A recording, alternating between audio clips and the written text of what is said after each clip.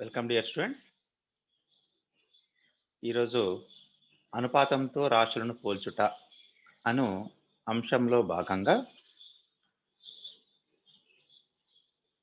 బారు వడ్డీ, చక్రవడ్డీ మరియు వాటికి సంబంధించిన అనువర్తనాలు మనం ఈరోజు నేర్చుకుందాం. ఓకే, ముందుగా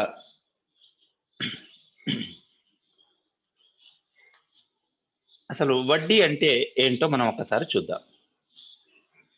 మనం నిత్య జీవితంలో ఎన్నో సందర్భాలలో మనకు డబ్బులు ఎక్కువ మొత్తంలో అవసరం అవుతుంటాయి.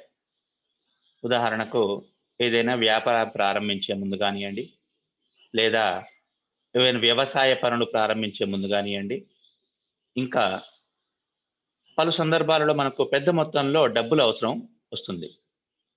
అటువంటి సందర్భాలలో మన దగ్గర లేకుంటే ఇతరుల దగ్గర అప్పుగా తెచ్చుకోవాల్సి వస్తుంది కదా. లేదా బ్యాంకుల్లో లేదా ఇతర ఇంకా ఫైనాన్షియల్ సంస్థల్లో మనం అప్పులుగా తెచ్చుకుంటుంటాం. అయితే మరి ఈ విధంగా అప్పు తీసుకున్నందుకు మనం వారికి అదనంగా చెల్లించాల్సిన మొత్తాన్ని, అంటే మనం అప్పు తీర్చేటప్పుడు తీసుకున్న అప్పు కాకుండా అదనంగా చెల్లించాల్సిన మొత్తాన్ని మనం వడ్డీ అంటాము.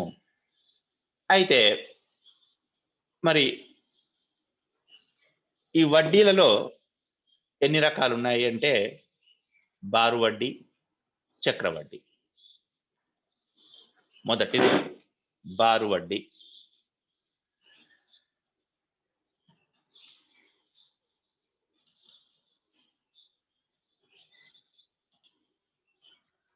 చూడండి, బారు వడ్డీ.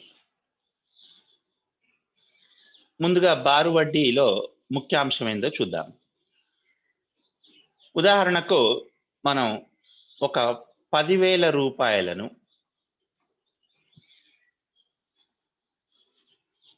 2 సంవత్సరాల పాటు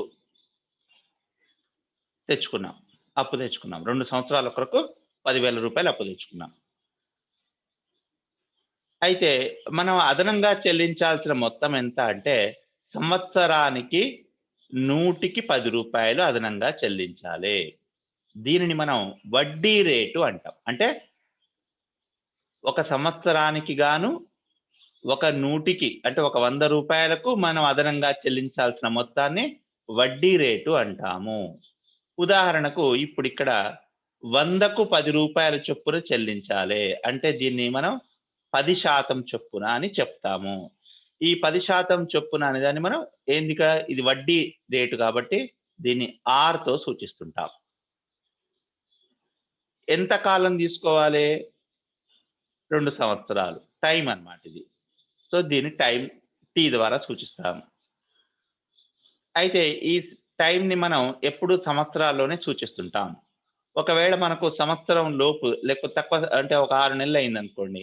6 నెలలు అంటే ఎన్ని సంవత్సరాలు అవుతుంది? అర్ధ సంవత్సరం. అంటే అప్పుడేమవుతుంది? ఇప్పుడు 6 నెలలు అంటే టైం ఎంత? 6/12 సంవత్సరాలు. అంటే దాన్ని 12తో భాగిస్తే సంవత్సరాల్లోకి వస్తుంది. అంటే 1/2 సంవత్సరాలన్నమాట.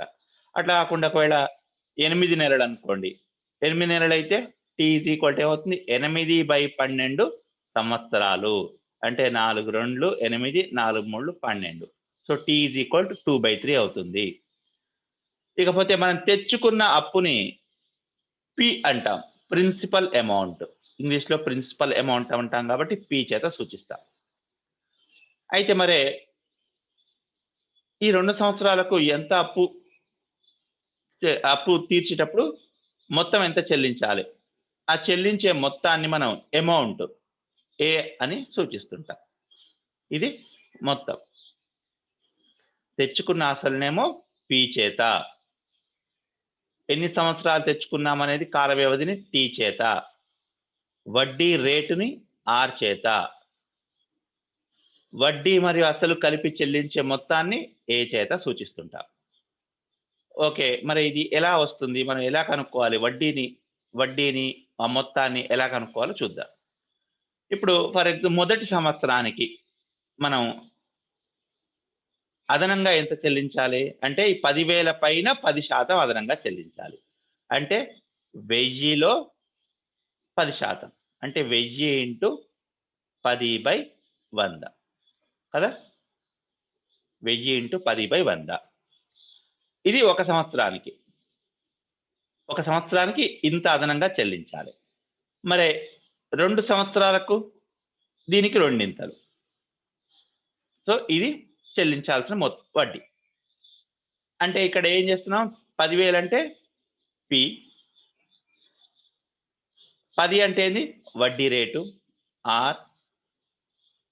2 అంటే ఏంది టైం టీ బై 100. ఇది మనం అదనంగా చెల్లించాల్సిన మొత్తం.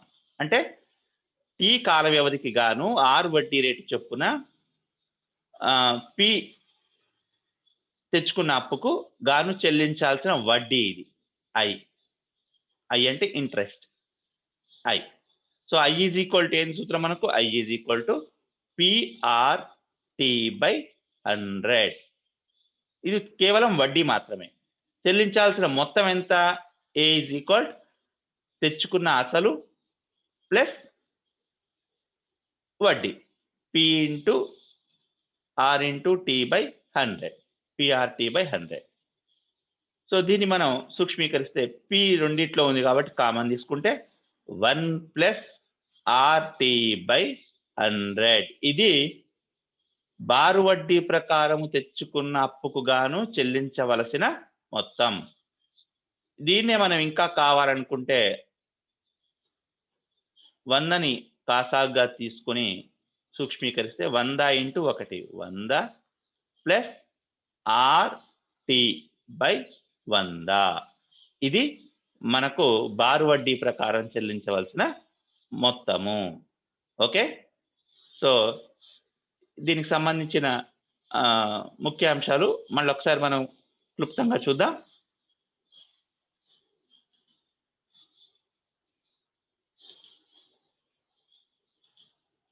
బారు వడ్డీ చూడండి. అసలు is equal to P.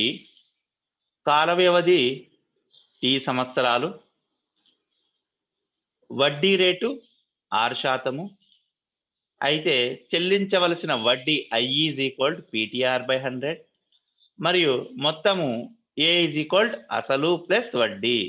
So దీనికి మనం కనుక్కున్న సూత్రము మొత్తం ఎంత ఏ ఈజ్ ఈక్వల్ చివరి వరుస చూడండి P into 1 plus T R by 100 లేదా P into 100 plus T R by 100. ఇది బారు వడ్డీ. ఇకపోతే చక్రవడ్డీ చూద్దాం మనం. సో చక్రవడ్డీ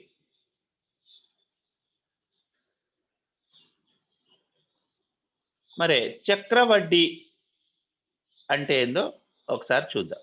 బారు వడ్డీకి చక్రవడ్డీకి గల తేడా ఏంది, చక్రవడ్డీని ఎట్లా లెక్క కడతాం అనేది చూద్దాం. అయితే చక్రవడ్డీ అంటే ఏంటంటే ఇక్కడ కూడా మనం తెచ్చుకున్న అసలుని పి చేతనే సూచిస్తాం. వడ్డీ రేటుని ఆర్ చేతనే సూచిస్తాం.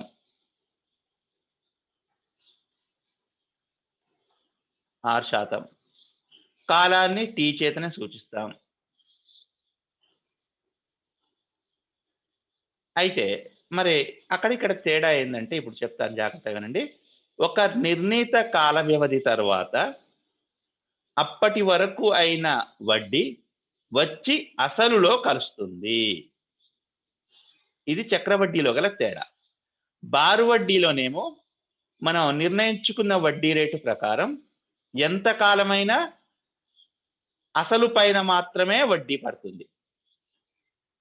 ఇంతకుముందు మనం చెప్పుకునేది 10,000కు గాను 10% వడ్డీ రేటు చొప్పున. అంటే ఈ ఒక సంవత్సరానికైనా ఈ 10,000 పైనే వడ్డీ పడుతుంది. రెండో సంవత్సరానికైనా ఈ 10,000 పైనే వడ్డీ పడుతుంది. ఇంకొక 3 సంవత్సరాల తర్వాత అయినా సరే ఈ 10,000 పైనే వడ్డీ పడుతుంది.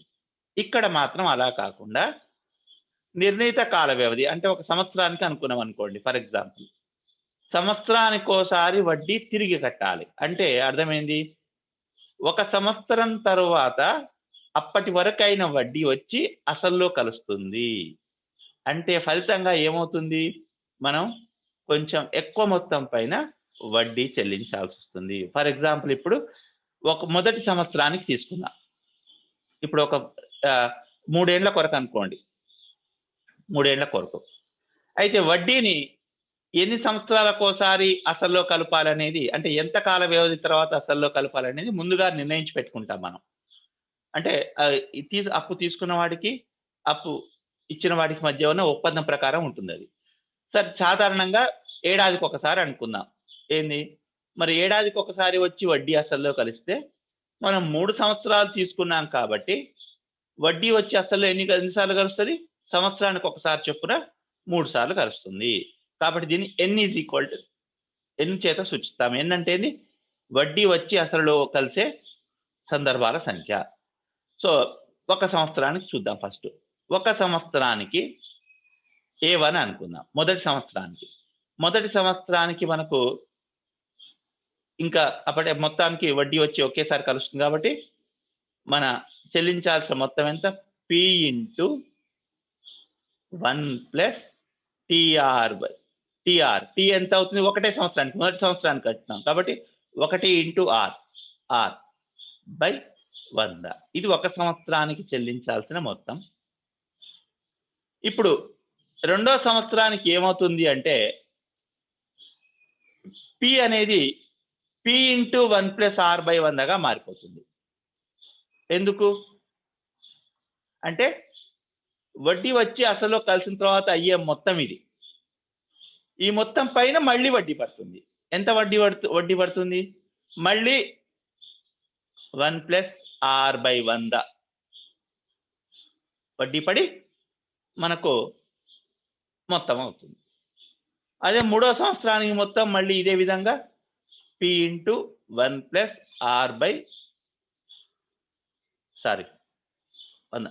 R/100 కాదు,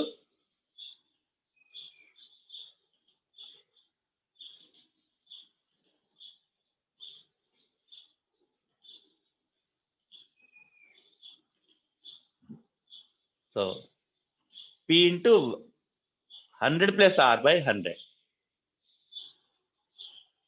100 + R/100, సో 100 + R/100, 100 + R/100. ఇట్లా ఏంది? ఎన్నిసార్లు అవుతుంది? 100 + R/100. ఇది రెండో సంవత్సరానికైనా అసలు. నెక్స్ట్ వడ్డీ మళ్ళీ 100 + R/100. మరి ఇట్లా ఎన్నిసార్లు తీసుకుంటే 100 + R/100 అన్ని సార్లు వస్తుంది. మరి ఈ విధంగా n సంవత్సరాలకు, అంటే n సార్లు కలిసిన తర్వాత an ఏమవుతుంది అంటే P × 100 + R/100 అని n సార్లు రాయాల్సి వస్తుంది, n సార్లు గుణించాల్సి వస్తుంది. కాబట్టి ఘాతము n అని రాస్తాం. 3 సార్లు వస్తే 3 సార్లు గుణిస్తే ఘాతం 3 అని రాస్తాం కదా మనం. అదేవిధంగా n సార్లు గుణిస్తే ఘాతం n రాస్తాం. సో ఈ విధంగా మనం n సార్లు వడ్డీ వచ్చి అసలు కలిసిన తర్వాత చెల్లించవలసిన మొత్తం ఇది. అయితే కొన్ని సందర్భాలలో మనం అర్ధ సంవత్సరానికి ఒకసారి, అంటే 6 నెలలకు ఒకసారి వడ్డీ వచ్చి అసలు కలిసేటట్లు ఒప్పందం చేసుకుంటాం. మరి అటువంటి సందర్భాలలో ఏం చేయాలి అంటే 3 సంవత్సరాలకు గాను n ఏమవుతుంది? 6 నెలలకు ఒకసారి వచ్చి వడ్డీ కలిస్తే సంవత్సరానికి 2 సార్లు చొప్పున 3 సంవత్సరాలకు n = 6 అవుతుంది. అయితే అప్పుడు వడ్డీ రేట్ అనేది కూడా ఏమవుతుంది? సంవత్సరానికి 6% పెరిగినట్లయితే మరి అర్ధ సంవత్సరానికి ఏమవుతుంది? అందులో సగం అవుతుంది, R/2 అవుతుంది. అంటే అప్పుడు వడ్డీ ఏమవుతుంది? R/2 అవుతుంది. అంటే 10% ఉన్న వడ్డీ రేటు కాస్త 10/2 5% అవుతుంది. ఒకవేళ 3 నెలలకోసారి వచ్చి వడ్డీ వచ్చి అసలు కలిసింది అనుకోండి, అప్పుడు వడ్డీ రేట్ ఏమవుతుంది? 10/4 అవుతుంది. ఎందుకంటే సంవత్సరానికి ఎన్ని 3 నెలలు ఉంటాయి? 4 3 నెలలు ఉంటాయి కాబట్టి 10/4% అవుతుంది. ఈ విధంగా మనము చక్రవడ్డీని లెక్కిస్తున్నాం. సో చక్రవడ్డీలో సింపుల్‌గా అయింది. n సంవత్సరాల తర్వాత చక్రవడ్డీలో చివరిలో చెల్లించాల్సిన మొత్తం ఎంత? P × 100 ప్లస్ R/100 హోల్ ఘాతం n. ఇది చక్రవడ్డీలో చివరికి చెల్లించాల్సిన మొత్తం. ఓకే.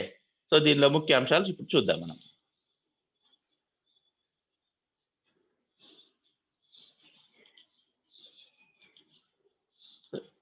చక్రవడ్డీ.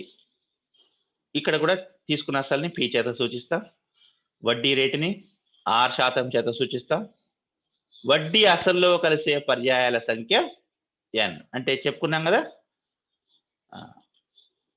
సో చెల్లించవలసిన మొత్తం A = P × 1 + R/100 హోల్ ఘాతం n లేదా 100 + R/100 హోల్ ఘాతం n.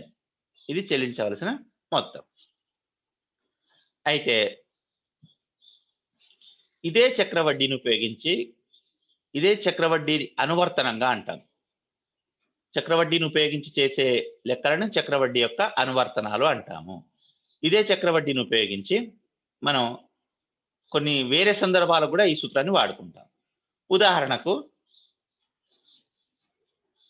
ఒక పట్టణ జనాభా లేకపోతే ఒక గ్రామ జనాభా 1000 మంది ఉన్నారనుకోండి. ఏటా 10% చొప్పున పెరుగుతున్నారనుకోండి. ఏటా 10% చొప్పున పెరుగుతున్నారు. అంటే ఆ ముందు సంవత్సరం కంటే 10% పెరుగుతున్నారు. అయితే 5 సంవత్సరాల తర్వాత జనాభా ఎంత ఉంటుంది? ఆ గ్రామ జనాభా. అంటే ఏంది? ఇప్పుడు ముందు ఒక సంవత్సరానికి 1000 స్టార్టింగ్‌లో 1000 ఉంది. మొదటి సంవత్సరానికి ఏమవుతుంది? మొదటి సంవత్సరం తర్వాత 10% పెరుగుతుంది. అంటే అప్పుడు ఏమవుతుంది? 100 + 10/100. ఇది మొదటి సంవత్సరం తర్వాత జనాభా. మరి రెండో సంవత్సరం తర్వాత జనాభా అవుతుంది అంటే ఈ మొత్తం మీద 10% పెరుగుతుంది. కాబట్టి ఈ మొత్తము ఇంటూ 100 + 10/100. మళ్ళీ మూడో సంవత్సరానికి ఏమవుతుంది? మళ్ళీ ఇంటూ 100 + 10/100. ఈ విధంగా 10% పెరుగుతూ పోతుంది. అంటే ఈ విధంగా 5 సంవత్సరాలకు గాని ఏం చేస్తాం మనం? ప్రస్తుత జనాభా ఇంటూ 100 + 10/100 ఇట్లా ఈ విధంగా 5 సార్లు గుణిస్తాం కాబట్టి హోల్ ఘాతం 5 అవుతుంది. అంటే సేమ్ ఇది కూడా ప్రస్తుత జనాభాను P తోటి ఈ సంవత్సరాలని వడ్డీ రేటుని పెరిగే రేటుని R చేత ఎన్ని సంవత్సరాలకు చూసుకుంటున్నామో దాన్ని n చేత సూచిస్తే సూత్రం ఏమవుతుంది? P × 100 + R/100 హోల్ ఘాతం n. సో మళ్ళీ మనకి ఇదే సూత్రం వస్తుంది.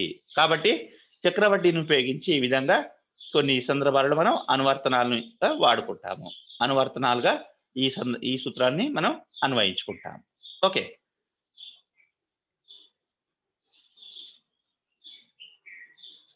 ఇప్పుడు మనం ఇక అభ్యాసము 5.3లోకి వెళ్దాం.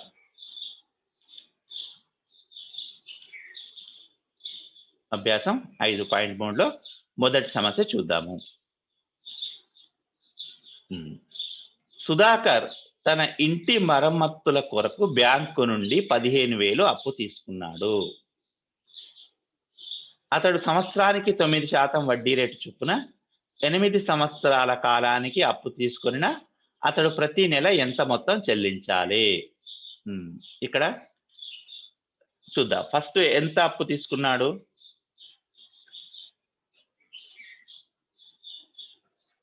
15,000. అసలు 15,000. ఏ వడ్డీ రేటు చొప్పున? 9% వడ్డీ రేటు. మీరు వడ్డీ రేటు అంటే అర్థం చేసుకోండి. ఎప్పుడైనా సరే మనం బ్యాంకుల్లో అయినా సరే ఎక్కడైనా సరే వడ్డీ రేటు అంటే ప్రతి 100కు అదనంగా చెల్లించాల్సిన మొత్తం. అంటే ఇక్కడ మనం 9% వడ్డీ రేటు అంటే అర్థం ఏంటి? అతడు తీసుకున్న ప్రతి 100 రూపాయలకు సంవత్సరానికి 9 రూపాయలు అదనంగా కట్టాలన్నమాట. అది వడ్డీ రేటు. నెక్స్ట్ మరి ఎంత కాలానికి తీసుకున్నాడు? 8 సంవత్సరాలకు. మరి ఇప్పుడు ఇతడు తీసుకుంది బారు వడ్డీ ప్రకారమా చక్రవడ్డీ ప్రకారమా? మనకి ఇక్కడ లెక్కలో ఏం ఇవ్వలేదు కదా. అంటే అతడు తీసుకున్నది ఏమి ఇవ్వకపోతే బారు వడ్డీ ప్రకారమే అనుకోవాలి.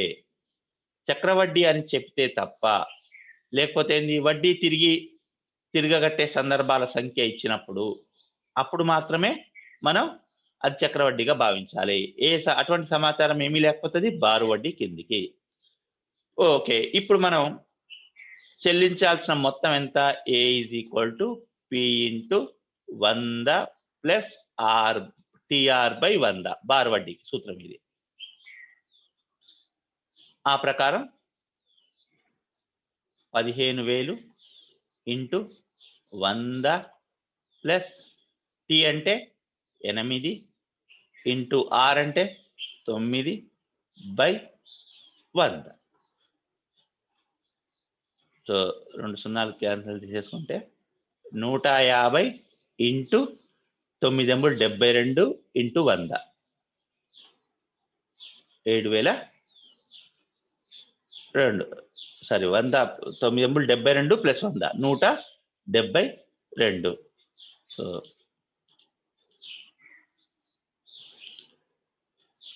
172. సో దీన్ని మనం గుణకారం చేస్తే అతడు చెల్లించవలసిన మొత్తం వస్తుంది. ఇప్పుడు ఇతడు ప్రతి నెల ఎంత మొత్తం చెల్లించాలి అంటుండు. మరి 8 సంవత్సరాలు అంటే 8 12 96 నెలలు అని మనకు తెలుసు.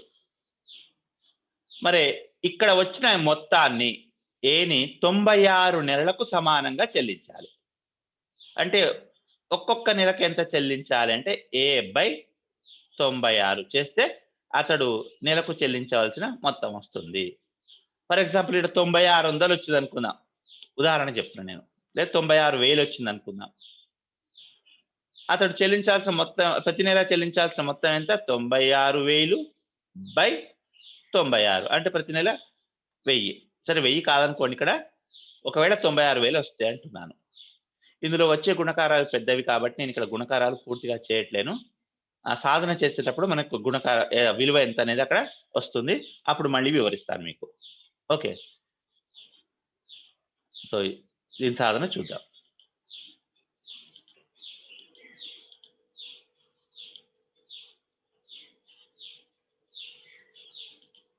చూడండి, ఇక్కడ తీసుకున్న అసలు 15,000, P = 15,000, వడ్డీ రేటు R = 9%, కాలం T = 8 సంవత్సరాలు. అయితే చెల్లించవలసిన మొత్తం A = P × 100 plus TR/100. So మన విలువలు ప్రతిక్షేపించి చేస్తే చెల్లించవలసిన మొత్తం 25,800 వచ్చింది. అయితే ఎన్ని సంవత్సరాలు చెల్లించాలి? 8 సంవత్సరాల పాటు ప్రతి నెల చెల్లించాలి. అంటే ఎన్ని నెలలు వస్తాయి? 96 నెలలు. సో ఆ ప్రకారం ప్రతి నెల చెల్లించవలసిన మొత్తం ఎంత అవుతుంది? 25,800/96 చేస్తే ₹268.75 ప్రతి నెల చెల్లించవలసి ఉంటుంది. సో ఇది ఈ సమస్య. సో రెండో సమస్యకి వెళ్దాం మనం.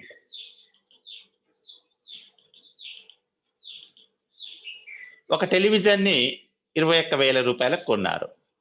1 సంవత్సరం తర్వాత దాని విలువ 5% తగ్గింది. అయితే ఆ టెలివిజన్ విలువ 1 సంవత్సరం తర్వాత ఎంత? ఇది సమస్య. ఇది చాలా సింపుల్ గా మనం గతంలో చేసిన లెక్కల మాదిరిగానే ఉన్నాయి. కాబట్టి ఒకసారి చూడండి. ఇప్పుడు టెలివిజన్ విలువ, ప్రస్తుత టెలివిజన్ విలువ ఎంత? ప్రస్తుతం టెలివిజన్ విలువ ఎంత? 21,000. 1 సంవత్సరం తర్వాత, 1 సంవత్సరం తర్వాత కదా, 1 సంవత్సరం తర్వాత 5% తగ్గి టెలివిజన్ విలువ ఎంత ఉంటుంది? ఎంత ఉంటుంది? ప్రస్తుత విలువలో 5% తగ్గి ఉంటుంది. కాబట్టి ఇప్పుడు ప్రస్తుత విలువ ఇంటూ 100 మైనస్, అంటే పెరిగితేనేమో ప్లస్ చేస్తాం, తగ్గితేనేమో మైనస్ చేస్తాం. 100 - 5/100 ప్రస్తుత విలువ ఎంత ఉంది? 21,000 ఇంటూ 100 - 5 అంటే 95/100 చేస్తే ఈ సూక్ష్మీకరణ చేస్తే వచ్చే విలువనే మనకు సమాధానం అవుతుంది. ఏం చేస్తున్నాం మనం? ప్రస్తుతం 21,000 ఉంది. అందులో 5% తగ్గించిన తర్వాత ఎంత ఉంటుంది అనేది చూస్తున్నాం. సో దీని యొక్క సాధన చూద్దాం.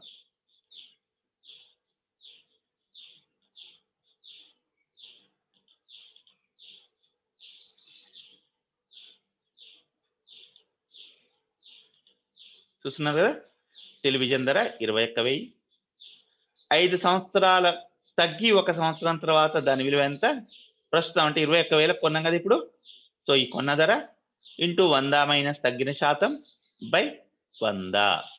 సో కొన్న ధర 21,000 ఇంటూ 100 మైనస్ 5% తగ్గింది బై 100. సో 21,000 ఇంటూ 100 మైనస్ 5 అంటే 95/100.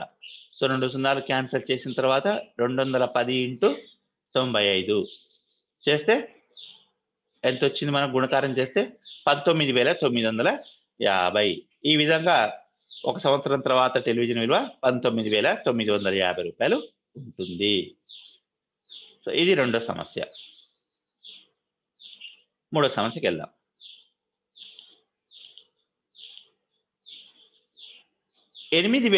రూపాయలపై 5% వడ్డీ రేటు చొప్పున ప్రతి సంవత్సరానికి ఒకసారి వడ్డీ తిరగ కట్టబడిన 2 సంవత్సరాలకయ్యే చక్ర వడ్డీని మొత్తముని కనుగొనము. ఏమంటున్నాడు మనం ఇక్కడ? తీసుకున్న అసలు 8,000, వడ్డీ రేట్ ఎంత? 5%. ఎంత కాలం తీసుకున్నాడు? 2 సంవత్సరాలు. అయితే ఇక్కడ మరి వడ్డీ ఎన్ని సంవత్సరానికి ఎన్నిసార్లు వచ్చి అసల్లో కలుస్తుంది? ఒకసారి అని చెప్పాడు. వడ్డీ ప్రతి సంవత్సరానికి ఒకసారి వడ్డీ తిరగ కట్టబడిన అన్నాడు. అంటే సంవత్సరానికి ఒకసారి వచ్చి వడ్డీ అసల్లో కలుస్తుంది. ఈ విధంగా మరి 2 సంవత్సరాలకు 2 సార్లు కలుస్తుంది. కాబట్టి n = 2. సో చెల్లించాల్సిన మొత్తం ఎంత? P × 100 + R/100 హోల్ ఘాతం n చేస్తే ఎంత వస్తుంది చూడండి. P అంటే 8,000 ఇంటూ 100 + 5/100 హోల్ ఘాతం 2. సో 8,000 ఇంటూ 105/100 2 సార్లు గుణించాలి కదా, స్క్వేర్ ఉంది కాబట్టి చేస్తుంది. 105/100. సో ఈ గుణకారాన్ని చేసిన తర్వాత మనకు మొత్తం వస్తుంది. మరి కేవలం వడ్డీ ఎంత అంటే ఎట్లా తెలుస్తుంది? వడ్డీ అంటే ఏంది? చెల్లించాల్సిన మొత్తం అంటే P పైన అదనంగా చెల్లించేది వడ్డీ మనకు. అంటే మొత్తంలోకి వెళ్ళి అసలు తీసేస్తే వడ్డీ వస్తుంది.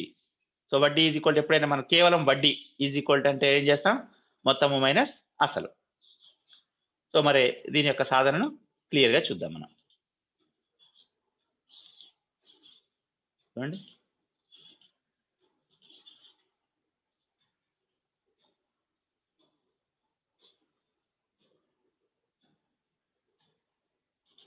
అసలు P = 8,000, వడ్డీ రేటు R = 5%, వడ్డీ అసల్లో కలిసే పర్యాయాల సంఖ్య నా అని పడింది ఇక్కడ n = 2. ఇది n = 2. సో ఇప్పుడు చక్రవడ్డీ మొత్తం ఎన్ని? P = P × 100 + R/100 హోల్ ఘాతం n. విలువలు ప్రతిక్షేపించి చేస్తే 8,000 ఇంటూ 105/100 ఇంటూ 105/100 చేస్తే అక్కడ 8,820 రూపాయల మొత్తం వచ్చింది.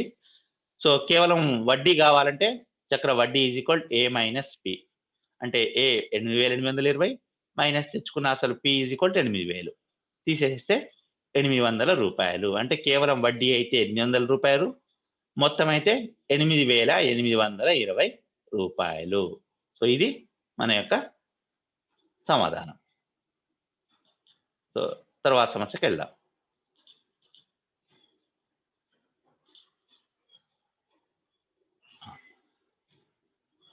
రూ. 6,500పై మొదటి సంవత్సరం 5% చొప్పున, రెండవ సంవత్సరం 6% చొప్పున వడ్డీ రేటు చొప్పున, ప్రతి సంవత్సరం వడ్డీ తిరగగట్టబడిన 2 సంవత్సరాలకయ్యే చక్ర వడ్డీని మొత్తముని కనుగొనుము. సో, ఈ సమస్యను మీరు జాగ్రత్తగా వినండి. మొదటి సంవత్సరం తెచ్చుకున్న అసలెంత? 6,500. ఇక్కడ 2 సంవత్సరాలకు అయ్యే చక్ర వడ్డీని మొత్తాన్ని కనుక్కోండి అంటున్నాడు. మరి 2 సంవత్సరాలకు ఒకే వడ్డీ రేటు లేదు మనకు. కాబట్టి మనం ఏం చేయాలి? ఒక సంవత్సరానికి 5% చొప్పున ఎంత మొత్తం అవుతుంది కనుక్కుంటా. ఇది మొదటి సంవత్సరానికి. మొదటి సంవత్సరానికి 6,500 అసలు పైన 5% వడ్డీ రేటుకి, ఇది మొదటి సంవత్సరం కదా! మొదటి సంవత్సరం 5% చొప్పున కాబట్టి 5% వడ్డీ రేటుకి, మొదటి సంవత్సరం అంటున్నాం. అంటే ఒక సంవత్సరానికే, ఒక సంవత్సర కాలానికి ఎంత వడ్డీ అవుతుంది? ఎంత మొత్తం అవుతుంది? P ఇంటూ 100 ప్లస్ TR/100 ప్రకారం చేస్తే ఏ వస్తుంది. మొదటి సంవత్సరానికి చెల్లించవలసిన మొత్తం. మరి చక్రవడ్డీలో ఎట్లా పడుతుంది? మొత్తం అంటే ఏంది? అసలు ప్లస్ వడ్డీ. మరి వడ్డీ వచ్చి అసలులో కలుస్తుంది కదా చక్రవడ్డీలో. కాబట్టి రెండవ సంవత్సరానికి ఏమవుతుంది అంటే,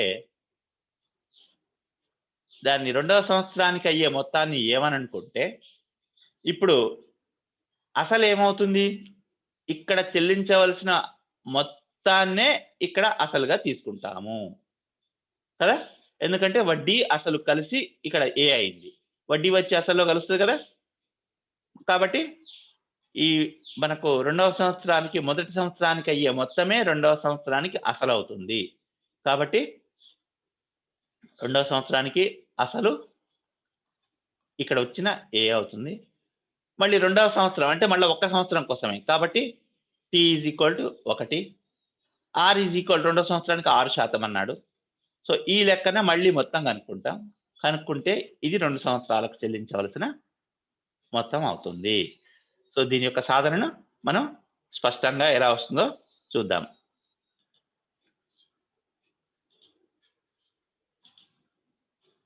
చూడండి సాధన. ముందు మొదటి సంవత్సరానికి ఏమైంది? అసలు P = 6,500, కాలము T = 1 సంవత్సరం. ఎందుకంటే మొదటి సంవత్సరానికి అంటున్నాం కాబట్టి. వడ్డీ రేటు R 5%. ఆ లెక్కన మొత్తం ఎంత అయింది? రూ. 6,825. సో, మొదటి సంవత్సరానికి అయ్యే మొత్తం 6,825. వడ్డీ వచ్చి అసలు కలిసింది. ఈ మొత్తం ఇప్పుడు రెండవ సంవత్సరానికి అసలవుతుంది. ఈ మొత్తము రెండవ సంవత్సర ప్రారంభానికి అసలవుతుంది. సో, ఇక్కడ చక్రవడ్డీ అనేది ఇది పోయినసారిది. ఇది ఇక్కడ అవసరం లేదు. ఇక్కడ నేను ఇది రబ్ చేస్తున్నాను.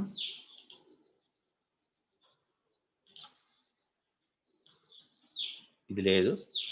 పోయిన లెక్కలో వచ్చింది. మళ్ళీ అది అట్లాగే వచ్చింది. కాబట్టి ఇది లేదు ఇక్కడ.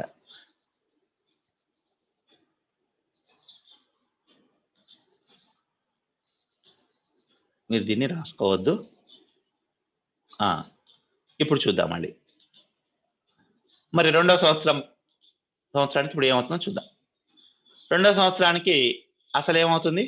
ఇక్కడ అయిన మొత్తం ఇక్కడ అసలు అవుతుంది కదా! కాబట్టి P = 6,825. మళ్ళీ ఒక సంవత్సరానికే కాబట్టి T = 1 సంవత్సరం.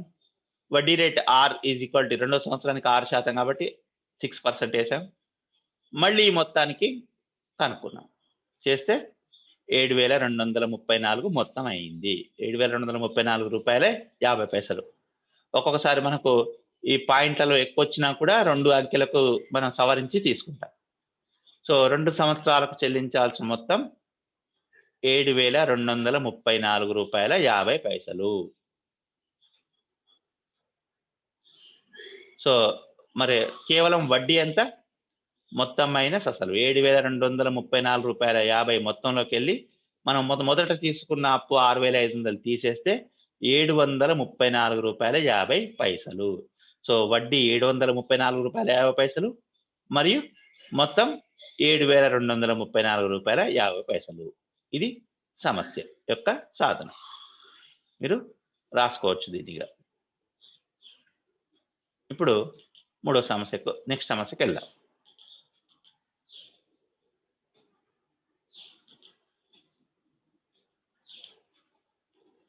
ప్రతిభ ఒక రుణ సంస్థ నుండి కారును తీసుకోవడం కోసం 47,000ను 17% వడ్డీ రేటుతో 5 సంవత్సరాలకు సాధారణ వడ్డీకి అప్పు తీసుకున్నది. అయినా ఆమె రుణ సంస్థకు ఎంత చెల్లించాలి? ఆ మొత్తాన్ని సమాన వాయిదాల్లో చెల్లించాలంటే ఆమె ప్రతి నెల ఎంత మొత్తం చెల్లించాలి? సో సాధన చూద్దాం. సాధన నేను చేసిన సాధనే మీకు వివరిస్తాను. ఎందుకంటే సేమ్ మనం ఇంతకుముందు చేసిన మొదటి సమస్య లాగే ఉంది కాబట్టి డైరెక్ట్‌గా వివరిస్తాను. ఏంది ఇక్కడ మనకు 47,000 అప్పు తీసుకుంది. అసలు 47,000. వడ్డీ రేట్ ఎంత? R = 17%. సాధారణ వడ్డీ అంటే బారు వడ్డీకి 5 సంవత్సరాలకు T = 5 సంవత్సరాలు. అయితే ఆమె రుణ సంస్థకి ఎంత చెల్లించాలి? ఏ ఎంత? మరి సమాన వాయిదాల్లో చెల్లించాలంటే నెల నెలా చెల్లించుకుంటూ పోవాలంటే ప్రతి నెల ఎంత మొత్తం చెల్లించాలి?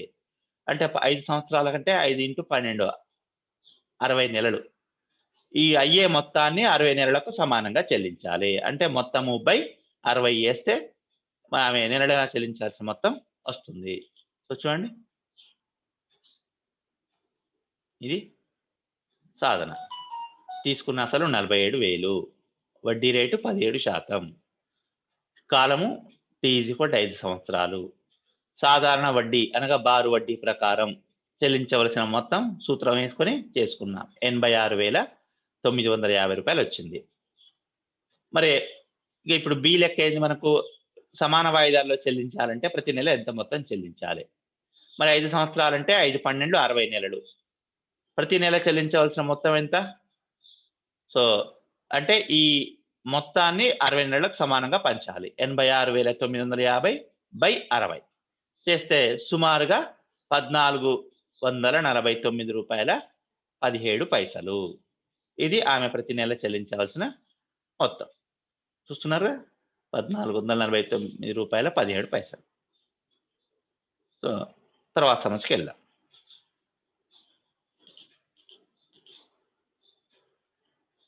ఇందాక మనం చెప్పుకున్న అనువర్తనం లెక్క వచ్చింది చూడండి.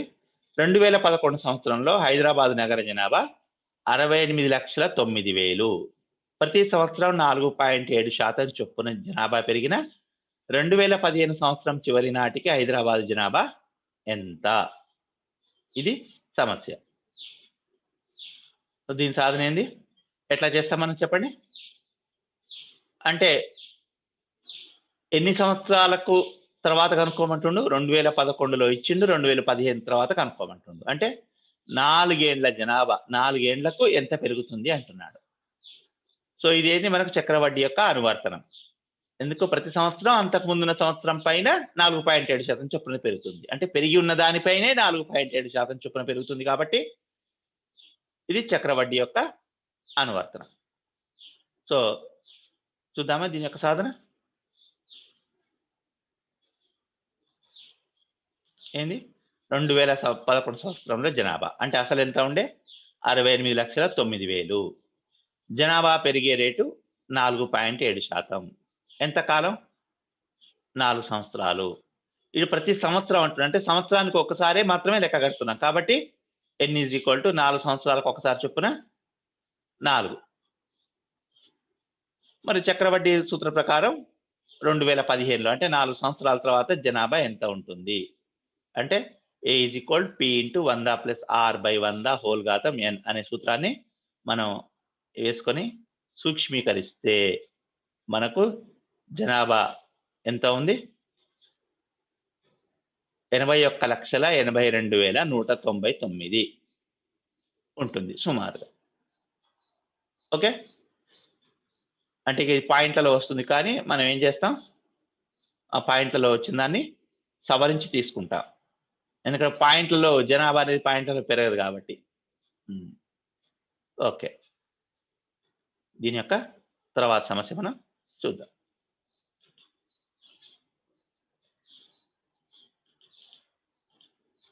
హ్మ్. రూ. 1000ను 8.5% చొప్పున సంవత్సరానికొకసారి వడ్డీ తిరగగ లెక్కగట్టు పద్ధతిలో పొదుపు చేసిన 1 సంవత్సరం 3 నెలల కాలంలో వచ్చే చక్ర వడ్డీని కనుగొనండి అంటున్నాడు. ఏది? ఇక్కడ మనం గమనించాల్సిన విషయాలు చూద్దాం. తీసుకున్న అసలెంత? 10,000.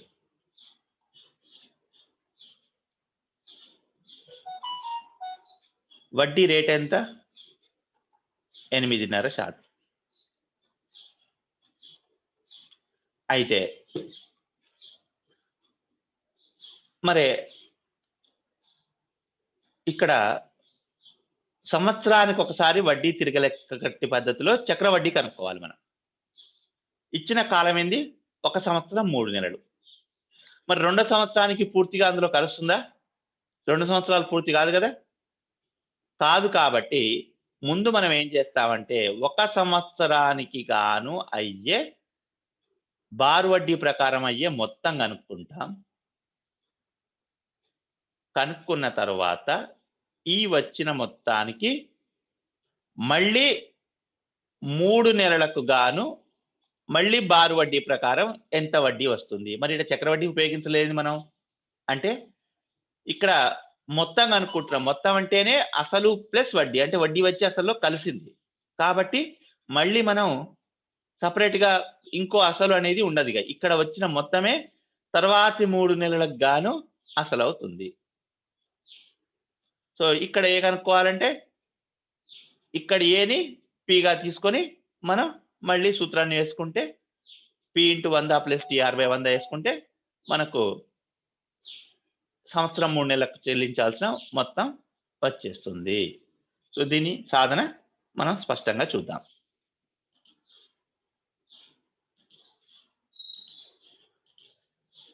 ఒక సంవత్సరానికి ఏంది? అసలు పి ఈజ్ ఈక్వల్ టు రూ. 1000. కాలం టీ ఈజ్ ఈక్వల్ 1 సంవత్సరం అనుకున్నాం కదా! 1. వడ్డీ రేట్ ఎంత?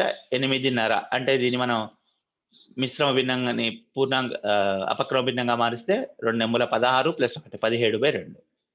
ఇప్పుడు 1 సంవత్సరానికి అయ్యే మొత్తం ఎంత? పి ఇంటూ 100 ప్లస్ టీఆర్/100. మరి మేము బారు వడ్డీ సూత్రం ఎందుకు తీసుకున్నాం? మళ్ళీ ఒకసారి చెప్పండి. ఇక్కడ మనకు సంవత్సరానికి చివరికి అయ్యే మొత్తం మనం కనుక్కుంటున్నాం. ఇంకా వడ్డీ వచ్చి అసలు కలవక ముందుకే ఎంత మొత్తం అవుతుంది. సో, అది చేసుకుంటే మనకు 10,850. ఇక్కడ చూడండి 100 ఇంటూ 17/2 ఇంటూ 1. సో, ముందు 17/2 ఇంటూ 1 అంటే 17/2. 2ని కాసాగు తీసుకుంటే పైన ఏమవుతుంది? 200 ప్లస్ 17/2. మళ్ళా ఈ 2ని 100 చేత గుణిస్తాం కాబట్టి 217/100. సో, మొత్తం చేస్తే 250 లోపు వస్తుంది కాబట్టి 50 ఇంటూ 217. సో, 10,850. సో, 1 సంవత్సరం చివరకు అయ్యే మొత్తం 10,850. అంటే వడ్డీ వచ్చి అంటే కేవలం వడ్డీ ఎంత అయింది? 10,000లో 10,850 తేడా ఎంత? రూ. 850 వడ్డీ అయింది. ఆ వడ్డీ వచ్చి అసలులో కలిసి రూ. 10,850 అయ్యింది. ఇప్పుడు మళ్ళీ మనం మిగిలిన 3 నెలలకు మళ్ళీ లెక్క కడతాం. చూడండి. మిగిలిన 3 నెలలకు ఏమవుతుంది? ఇప్పుడు అసలు 10,850. ఎందుకు? అసలు వడ్డీలో కలిసింది కాబట్టి. కాలం 3 నెలలు ఇప్పుడు. 3 నెలలు కాబట్టి సంవత్సరాలకు మారిస్తే 3/12 అంటే 1/4 సంవత్సరాలు. వడ్డీ రేటు అదే కదా! 8.5%. 8.5% చొప్పున 3 నెలలకు ఎంత అవుతుంది? పి ఇంటూ 100 ప్లస్ టీఆర్/100 ఇది. సో, ఆ ప్రకారం చేసుకుంటూ పోతే మనకు మొత్తం రూ. 11,080.56 అవుతుంది సుమారుగా. చూడండి ఇక్కడ 5625 వస్తే మనం పైసలు కేవలం 2 అంకెలను సూచిస్తాం కాబట్టి దీన్ని సవరించి రూ. 11,080.56 తీసుకున్నాం. అంటే కేవలం వడ్డీ ఎంత అయింది అంటే 1 సంవత్సరం 3 నెలలకు గాను మనం తీసుకున్న అసలు 10,000 మొత్తమేమో రూ. 11,080.56. సో, మొత్తంలోకెళ్ళి అసలు తీసేస్తే వడ్డీ ఎంతయింది? రూ. 1,080.56. ఇది ఈ సమస్య యొక్క సాధన. ఇటువంటి సమస్యలకు ముందు సంవత్సరానికి కనుక్కొని తర్వాత మిగిలిన కాలానికి బార్ వడ్డీ ప్రకారమే చేసుకుంటాం. ఓకే. సో, ఇది ఈరోజు క్లాసు. ఇందులో మిగిలిన సమస్యలను మనం తర్వాతి క్లాస్‌లో చెప్పుకొని ఈ అధ్యాయాన్ని ముగించేద్దాం. ఓకే. బాయ్.